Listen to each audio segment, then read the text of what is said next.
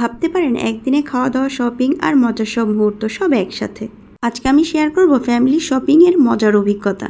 সকালে ঘুম থেকে উঠে দেখলাম যে দুই ছেলে একদম ফুরফুরে মুডে আছে।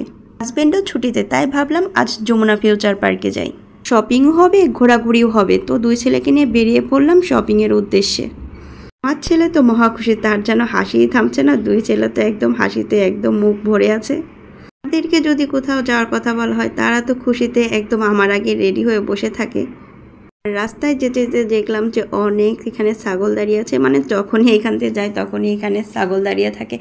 আর আমার ছেলেরা তো যখনই এই রাস্তায় যায় তখন অনেক বেশি ভয় পায়, যেহেতু ওরা এই গরু ছাগল অনেক বেশি ভয় পায়। আমার বোনরা যখন এসেছিল ওদের সাথে শপিংয়ে গিয়েছিলাম, তো আমার ছেলে তো কুকুর না দেখেই কুকুরের গায়ে পাড়া দিয়ে দিয়েছিল। আর তখন হচ্ছে কুকুরটা মানে ঘেউ করে উঠেছে, আর আমার ছেলে তো একদম ভয়ে একদম অস্থির হয়ে পড়েছিল।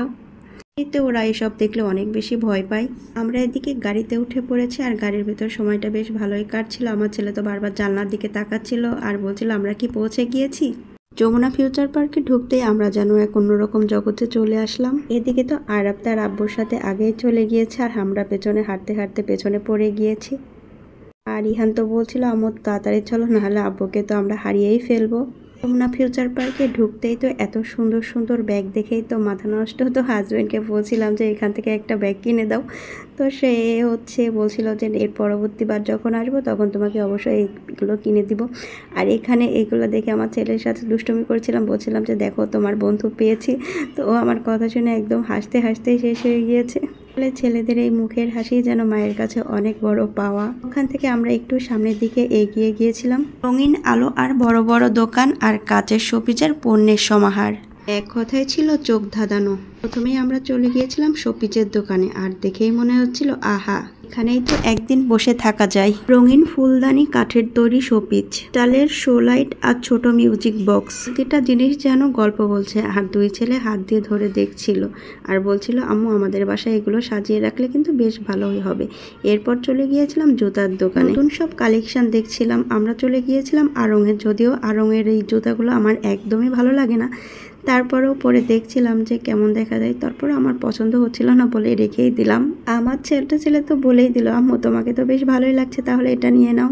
তো আমার যদিও পছন্দ হয়নি, এই কারণের জন্য আর নিলাম না। আমার ছেলেরা তো দোকানে গেলে এদিক ওদিক দৌড়াদৌড়ি করছিল, আর দোকানদাররা সব তাকিয়ে তাকিয়ে দেখছিল যে কি করছে আমার ছেলেরা। আর এদিকে আমি কিছু ফতোয়া দেখছিলাম, আব্বুর জন্য একটা ফতোয়া কিনবো ভাবছিলাম, তার কারণের জন্য এখান থেকে ফতোয়া দেখছিলাম যে কোনটা ভালো লাগে। তো এখানে বেশ কিছু কালেকশন ছিল, তো সেটাই দেখছিলাম। হঠাৎ করে আমার ছেলের আবার এই কোটিটা খুব পছন্দ হয়ে গিয়েছিল, সে বারবার বলছিল আম্মু আমাকে এই কোটিটা দাও। তো ইহানের জন্য একটা দেখছিলাম আর আরবের জন্য একটা দেখছিলাম। দেখে তো তারা অনেক খুশি, তাদের মানে খুবই পছন্দ হয়েছে। তো এখানে দেখলাম যে বিভিন্ন ধরনের ডিজাইন, বিভিন্ন কালার ছিল, মানে এত বেশি কালার দেখলে আমি আবার কনফিউজড হয়ে যাই। তো সামনে এগিয়ে দেখলাম ছোট ছোট বাচ্চাদের কি কিউট কিউট জুতা রয়েছে, যদিও আমার ছোট বেবি নাই, তো থাকলে অবশ্যই একটা নিয়ে আসলাম, কারণ এত কিউট কিউট ছিল যে অনেক বেশি ভালো লাগছিল দেখতে। এখান থেকে চলে গিয়েছিলাম সামনের দিকে শোপিসের দোকানে। আমার আবার শোপিস দেখলে একদমই মাথা নষ্ট হয়ে যায়, মানে শোপিস দিয়ে ঘর সাজাতে আমি বরাবরই অনেক বেশি পছন্দ করি। আমার ঘর সাজাতে সবসময় অনেক বেশি ভালো লাগে। তো আমার হাজব্যান্ডকে আজকে শুরু করলাম যে আমার এখান থেকে একটা শোপিস কিনেই দিতে হবে। তো এখানে অনেকগুলো ক্যান্ডেল দেখছিলাম, ক্যান্ডেল আর কি স্ট্যান্ড। তো এখান থেকে একটা সুন্দর ক্যান্ডেল স্ট্যান্ড নিয়েছিলাম। এখানে কেনাকাটা শেষ করে আমরা চলে গিয়েছিলাম আব্বুর সাথে দেখা করতে, যেহেতু আগে থেকে প্ল্যান ছিল যে আব্বুর সাথে দেখা করতে যাব। তো আব্বুর সাথে ওখানে কি করলাম সেটা আপনাদের সাথে পরবর্তীতে ভিডিওতে শেয়ার করব।